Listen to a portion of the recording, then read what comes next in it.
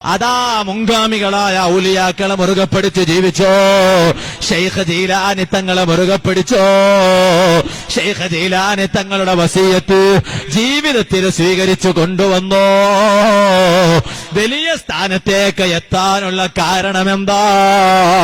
ഒരു രാത്രി അങ്ങ് കടന്നിട്ട് പിറ്റേന്ന് പ്രഭാതമായപ്പോ പച്ച പുതപ്പും അതാ തോളിലിട്ട് വന്നിട്ട് വലിയായി ചമഞ്ഞതല്ല. നലവേരു ഇഷാത്തോ ലൂതോരു ഉളുവാലെ 40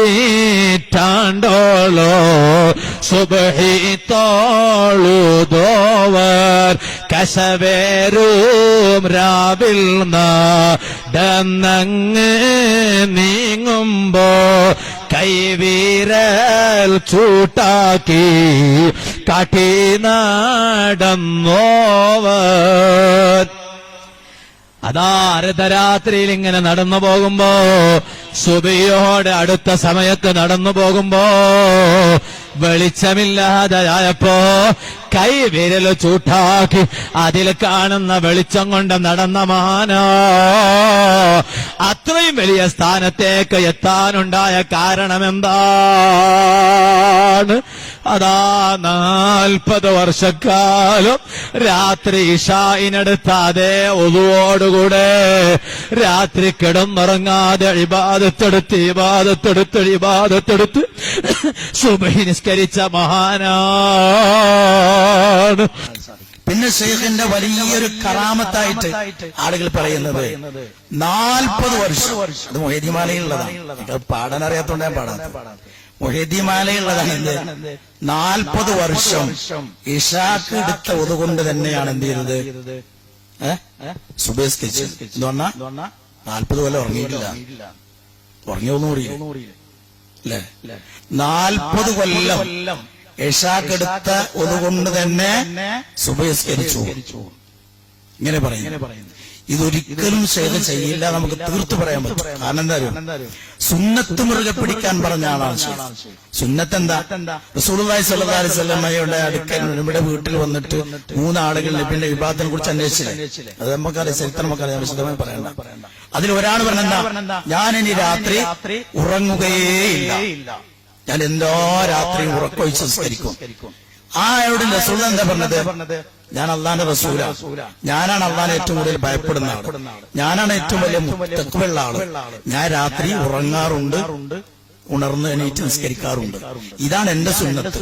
എന്റെ സുന്നത്തിനോട് ആരെങ്കിലും വിയോജിപ്പ് കാണിക്കുന്നുവെങ്കിൽ ഫലൈസ മിന്നീ, അവൻ എന്നിൽപ്പെട്ടവനല്ല എന്നാണ്. അതാണ് സുന്നത്ത്. രാത്രി മുഴുവൻ നിന്ന് നമസ്കരിക്കാൻ തയ്യാറായിരുന്ന ഒരു സഹാബിയെ വിളിച്ചിട്ട് റസൂൽ പറഞ്ഞു, ഞാൻ ചെയ്യുന്നത് ശരിയല്ല.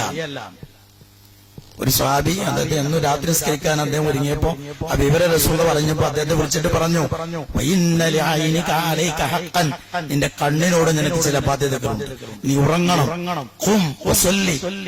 നീ എണീറ്റ് നമസ്കരിക്കും, ഉറങ്ങിക്കോ, രാത്രി എണീറ്റ് നമസ്കരിച്ചോ, ഉറങ്ങുമാണ് നമസ്കരിക്കുമാണ്. ഏതാണ് പറഞ്ഞത്? അതാണ് എന്റെ സുന്നത്ത് എന്നാണ് റസൂലുള്ളാഹി സ്വല്ലല്ലാഹു അലൈഹി വസല്ലം പറഞ്ഞത്. ഈ സുന്നത്തിനെതിരെ മഹാനായ ശൈഖ് റഹിമഹുല്ലാഹ് ഒരിക്കലും പ്രവർത്തിക്കില്ല. അതുകൊണ്ട് തന്നെ 40 വർഷം ഇശാഖുണ്ടാക്കി ഒന്നുകൊണ്ട് അദ്ദേഹം സുബഹി നമസ്കരിച്ചു എന്ന് പറഞ്ഞാൽ ശൈഖ് റഹിമഹുല്ലയെ കുറിച്ച് ശരിയാമിതം പഠിച്ച ഒരാൾക്ക് പറയാൻ പറ്റില്ല, അത് ശരിയല്ല എന്നേ നമുക്ക് പറയാൻ പറ്റുള്ളൂ. അപ്പൊ അങ്ങനെ പറയുന്നു. അതുപോലെ പിന്നൊന്നുണ്ട്, ഒറ്റക്കാലിൽ നിന്നിട്ട് ഒരു രാത്രിയിൽ ഒരു ഹത്തം തീർത്തു, അത് സുന്നത്തിനെതിരാ അല്ലെ?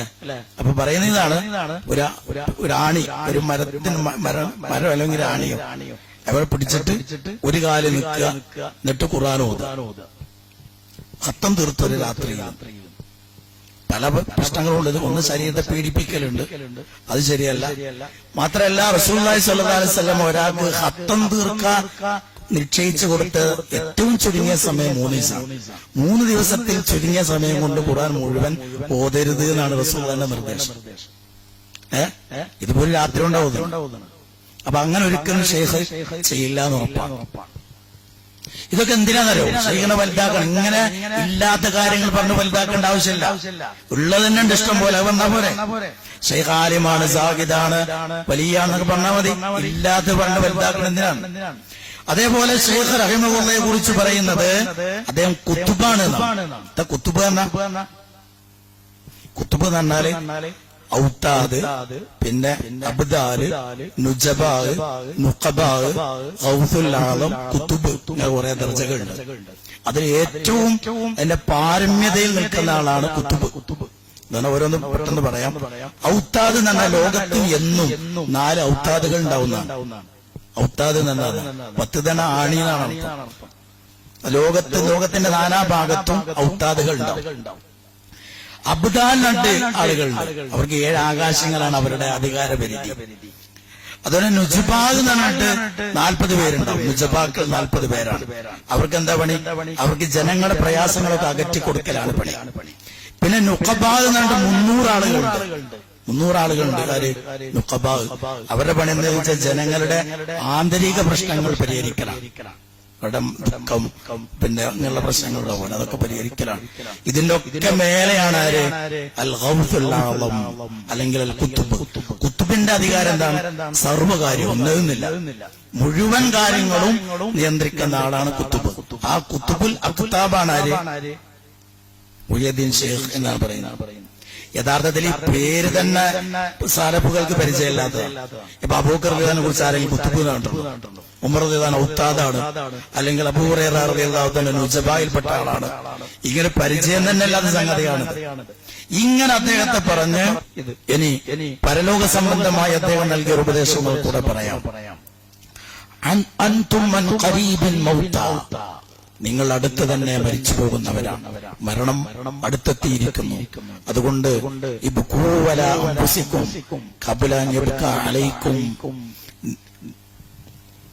നിങ്ങൾ നിങ്ങളുടെ കാര്യത്തിൽ ആളുകൾ കരയുന്നതിന് മുമ്പ് നിങ്ങൾ നിങ്ങളുടെ സ്വന്തം കാര്യം ആലോചിച്ച് കരഞ്ഞുകൊള്ളൂ എന്നാണ്. നമ്മൾ മരിച്ച ആളുകൾ കരയല്ലോ. അങ്ങനെ ആളുകൾ കരയുന്നതിന് മുമ്പ് സ്വന്തം കാര്യം ആലോചിച്ച് നിങ്ങളൊന്ന് കരഞ്ഞോളൂ എന്ന്. അലൈക്കും ദുനൂബുൻ മുസ്തഹിമ, നിങ്ങളുടെ ജീവിതത്തിൽ തിക്കിത്തിരക്കി വരുന്ന ഒരുപാട് പാപങ്ങൾ നിങ്ങളുടെ ജീവിതത്തിലുണ്ട്. ഒരുപാട് തെറ്റുകൾ നിങ്ങൾ ചെയ്തിട്ടുണ്ട്. ആ തെറ്റുകളൊക്കെ പുറത്തു കിട്ടാൻ നിങ്ങൾ കരഞ്ഞുകൊണ്ട് പ്രാർത്ഥിക്കുക. അതിന്റെ പര്യവസാനം വളരെ ഭയാനകമായിരിക്കും. നിങ്ങളുടെ ഖുലൂബുകും മർവാ ബിഹുബ്ബി ദുനിയാ വൽ ഹിർസ് അലൈഹി, നിങ്ങളുടെ ഹൃദയങ്ങൾ ദുന്യാവിനോടുള്ള സ്നേഹവും ദുന്യാവിനോടുള്ള ആർത്തി കാരണവും രോഗാതുരമായിട്ടുണ്ട്. നിങ്ങളുടെ മനസ്സിന് രോഗം പിടിച്ചിട്ടുണ്ട്. എന്താ രോഗം പിടിക്കാൻ കാരണം? ദുന്യാവിനോടുള്ള അങ്ങേറ്റത്തെ സ്നേഹം. അതേപോലെ ദുന്യാവിനോട് അടക്കാൻ കഴിയാത്ത ആവേശം, ആർത്തി, ഇതൊക്കെ മനസ്സിൽ പിടികൂടി നിങ്ങളുടെ മനസ്സിനാകെ രോഗം ബാധിച്ചിട്ടുണ്ട്. ആ രോഗത്തെ നിങ്ങൾ എങ്ങനെ കഴുകി വൃത്തിയാക്കണം? ദാവൂഹ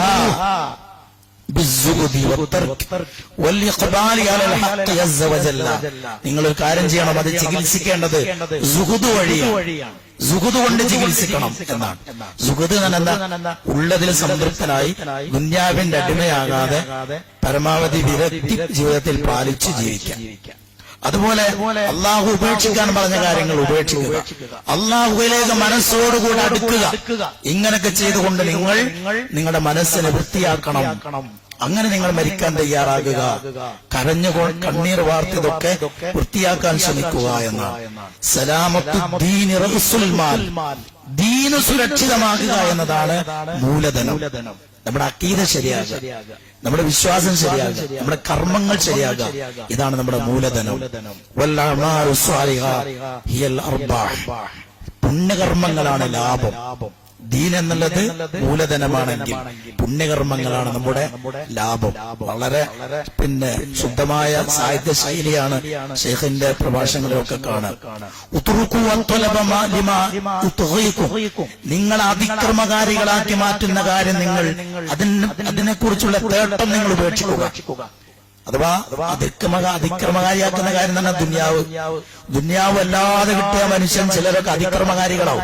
അതുകൊണ്ടാണ് അത്തരം അവസ്ഥയിൽ നിങ്ങൾ ആ ദുന്യാവിന്റെ പിന്നാലെ പോകരുത്.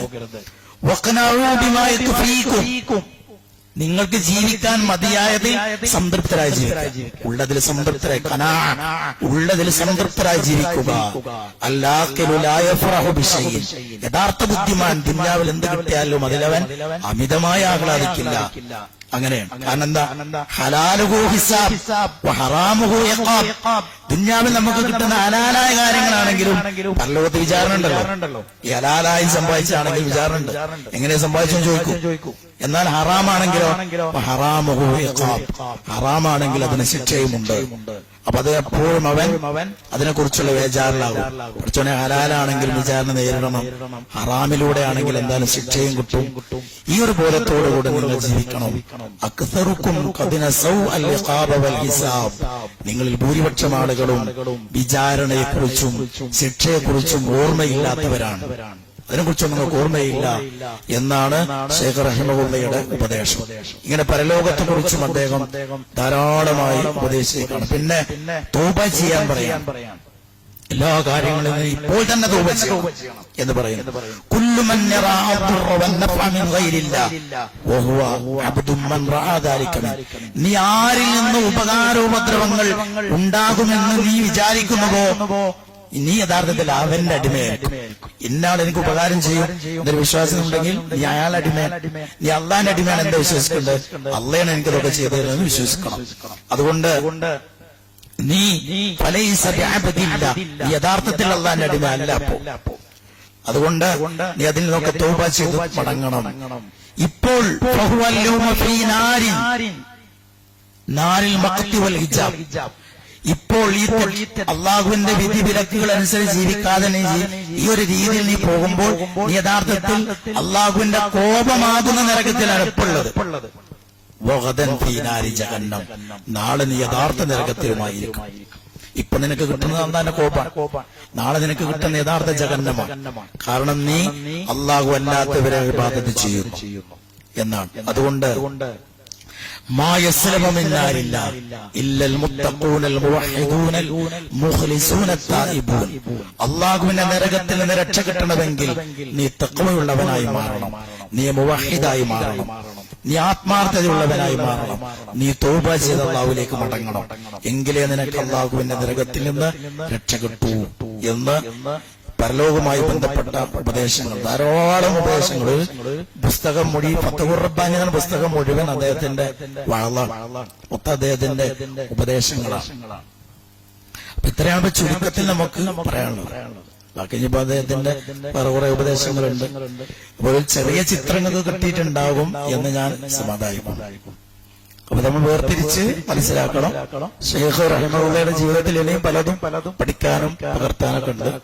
അള്ളാഹു അനുഗ്രഹിക്കുമെങ്കിൽ നമുക്ക് മറ്റൊരു സന്ദർഭത്തിൽ ആവാം. ഒരു ശൈഖിന്റെ ഉപദേശങ്ങൾ മാത്രം തന്നെ പറയാം. ശൈഖ് നൽകിയ ഉപദേശങ്ങൾ മാത്രം തന്നെ നമുക്ക് പറയാനുണ്ട്. അതുകൊണ്ട് മറ്റൊരു സന്ദർഭത്തിലാവാം. എന്ന് നമ്മള് യഥാർത്ഥത്തിൽ പിന്നെ ഒറിജിനൽ മുഹ്യിദ്ദീൻ ശൈഖ് ആരാണ് എന്നതിനെ കുറിച്ചുള്ളൊരു പിന്നെ ഒരു ശ്രദ്ധ ചിന്തകൾ എന്നൊക്കെ വേണമെങ്കിൽ പറയാം. അത്രയേ ഉള്ളൂ. പറഞ്ഞതിലേറെ ഇനി അദ്ദേഹത്തിന്റെ ഉപദേശങ്ങളൊക്കെ പറയാൻ ഇവിടെ അവസാനിപ്പിക്കാം അല്ലേ? ഇനി പറഞ്ഞതിലെന്തെങ്കിലും വ്യക്തത ഉണ്ടെങ്കിൽ ചോദിക്കാം. ഒരു രണ്ട്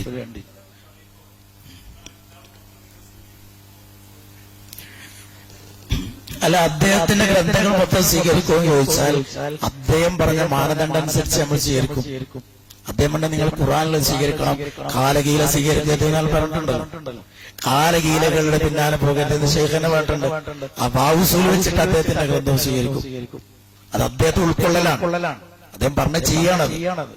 നമ്മൾ ശൈഖിന്റെ ആളാകാണ് അപ്പൊ ചെയ്യണം, അല്ല ശൈഖിനെ എതിർക്കല്ല. അപ്പോൾ ശൈഖിനെ പറഞ്ഞാണ് നിങ്ങൾ കാലകീല സ്വീകരിക്കാതെ. ഉണ്ട് പല ആളുകളും അദ്ദേഹത്തിന്റെ പേരിൽ എഴുതി കടത്തി കൂട്ടിയിട്ടുണ്ട്. അത് പൊതുവെ ഇതൊക്കെ ഉണ്ടല്ലോ, ഈ വരികളൊക്കെ ശരിക്കും ഷിയാക്കൾ ഉണ്ടാക്കിയതാകാൻ സാധ്യത. കാരണം പിന്നെ മുഹ്യിദ്ദീൻ ശൈഖ് റഹിമഹുള്ള ഷിയാക്കൾക്ക് അങ്ങേയറ്റത്തെ എതിരാളിയായിരുന്നു. പിന്നെ ഈ ഷിയാക്കളുടെ അങ്ങേയറ്റത്തെ എതിരാളിയാണ് ആര്? പിന്നെ ശൈഖ് റഹിമഹുള്ള. അപ്പൊ അവർക്ക് അദ്ദേഹത്തോടുള്ള ഈ എതിർപ്പ് കാരണം അദ്ദേഹത്തെ എങ്ങനെ ആക്കാൻ വേണ്ടി എഴുതാവാൻ സാധ്യതയുണ്ട്. അതുപോലെ ഉമർ റളിയല്ലാഹുവിനെ കുറിച്ച് പിന്നെ ഷിയാക്കൾ എഴുതുന്ന പോലെ ഉമർ റളിയല്ലാഹുവിനെ കുറിച്ച് ഷിയാക്കൾ പലതും എഴുതിയിട്ടുണ്ട്. ഷിയാക്കൾക്ക് താങ്ങാൻ കഴിയാത്ത ബർദാനെ കുറിച്ചുള്ള ബർദാനെ കുറിച്ച് അവർ പറയുന്നത് ഉമർ റളിയല്ലാഹു അൻഹു, അബൂബക്കർ റളിയല്ലാഹു അൻഹു, അലി റളിയല്ലാഹു അൻഹു കിട്ടേണ്ടുന്ന അധികാരം തട്ടിയെടുത്തവരാണ് എന്നാണ് അവർ പറയുന്നത്. അതുകൊണ്ട് ആ ദേശം തീർക്കാൻ വേണ്ടി എന്ത് ചെയ്യും? അവരുടെ പേര് കുറെ കള്ളക്കഥകളുണ്ട്. ആയിഷ ബീവിന്റെ പേരിലുണ്ട്. രണ്ടിന്റെ പേര് അല്ലെ, ആയിഷ റളിയല്ലാഹുവിനെ കുറിച്ച് അൽ-ബഖറയിലെ സൂറത്ത് അൽ-ബഖറയിൽ പറഞ്ഞ ഒരു പശുവിനെ അറക്കണം എന്ന് പറയുന്നുണ്ട്. ഷിയാക്കൾ പറയുന്ന ആ പശു ആയിഷ ബീവിയാണ്. അപ്പൊ അവിടെ പശുവിനെ അറക്കാന്നാണ്, ആയിഷ ബീവിനെ പിടിച്ച് അറക്കണം എന്നാണ്. ഇനി അവസാന കാലത്ത് പിന്നെ ഷിയാക്കൾ പ്രതീക്ഷിക്കുന്ന ഒരു മഹദി ഇമാമുണ്ട്. ആ മഹദി ഇമാമ് വന്നിട്ട് ആയിഷ ബീവിനെ കബറിന് ജീവനോടെ പുറത്തെടുത്തിട്ട് ഈ വ്യഭിചരിച്ചതിലുള്ള ഹദ് നടപ്പാക്കും എന്നൊക്കെയാണ് അവർ പറയുന്നത്. അപ്പൊ ആ വിധത്തില് സ്വഹാബത്തിനെ കുറിച്ചും ഒക്കെ ഷിയാക്കൾ പലതും പറയുന്നുണ്ട്. അപ്പൊ കൂട്ടത്തിൽ ഷിയാക്കളെ അതിരൂക്ഷമായി എതിർത്തിരുന്ന ആളാണ് ഷെയ്ഖ് മുഹ്യിദ്ദീൻ റഹിമഹുല്ലാഹ്. അതുകൊണ്ട് അദ്ദേഹത്തിന്റെ പേരിൽ ഇങ്ങനെ അവർ തന്നെ ഉണ്ടാക്കിയതാണ്. അല്ലാതെ ഷെയ്ഖിന്റെ യഥാർത്ഥ വിശ്വാസവുമായി ഒരിക്കലും എന്തില്ല പൊരുത്തപ്പെട്ടു പോകണമല്ല. നമ്മളെ അവസാനിപ്പിക്കല. سبحانك اللهم وبحمدك اشهد ان لا اله الا انت استغفرك واتوب اليك. اللهم صل وسلم وبارك على محمد وعلى ال محمد.